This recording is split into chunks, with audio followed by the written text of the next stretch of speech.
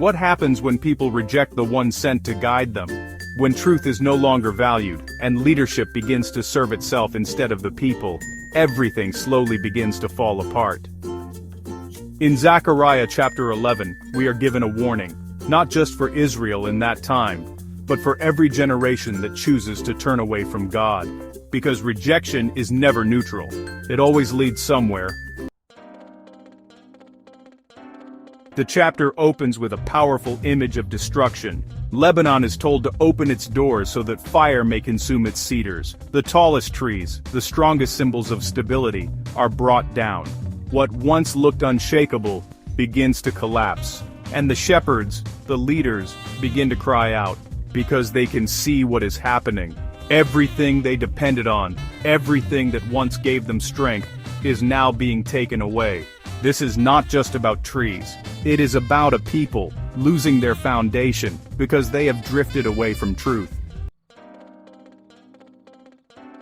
God then speaks and gives a difficult instruction. He calls for the shepherding of a flock that is already marked for destruction. But these are not ordinary sheep. They represent people who have been misled, used, and abandoned by those who were meant to care for them. Their own leaders have failed them. Instead of protecting them, they profit from them. They sell them, and even say, "Blessed be the Lord, for I am rich." There is no sense of responsibility, no compassion, only gain. And this is where things begin to turn.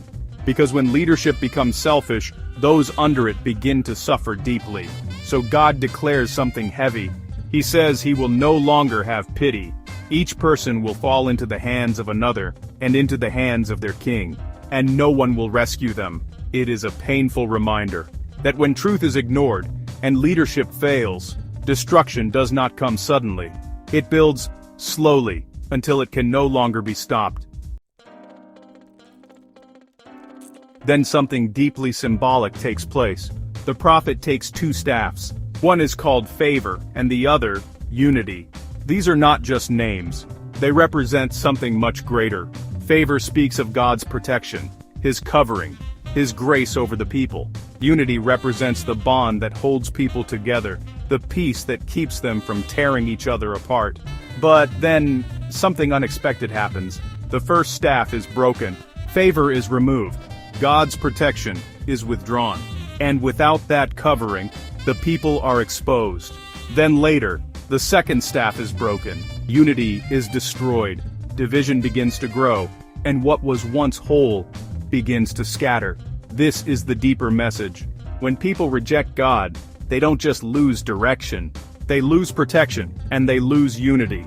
And once those are gone, everything else begins to fall apart. Then comes a moment that carries deep meaning. The shepherd asks for his wages, not demanding, just asking to be valued for what he has done. And the people respond by weighing out 30 pieces of silver.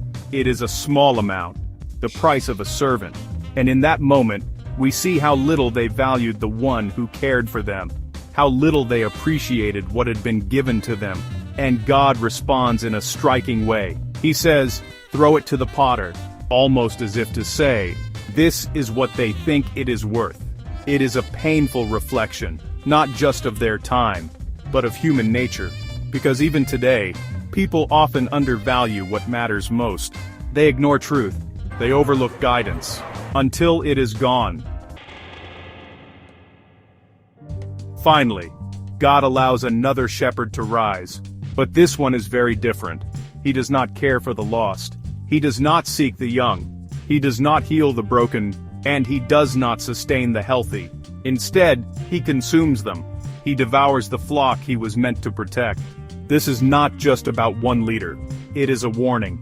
When people reject true leadership, they do not remain without leadership. Something else rises to take its place, and often, it is worse. This is the danger of rejection.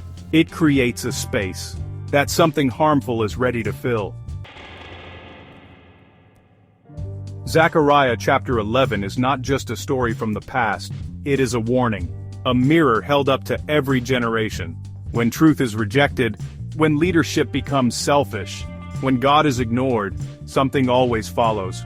It may not happen immediately, But over time, the effects begin to show. Division increases, strength fades, and what once stood firm begins to fall apart. So the question is not just about them, it is about us. What are we choosing today? What are we valuing? And when we look around today, it is hard not to see similar patterns. In many places, leadership struggles, people feel unheard, and truth is often pushed aside. This is not just something from the past. It is something we are still living through, even now. And what are we replacing? When we turn away from God,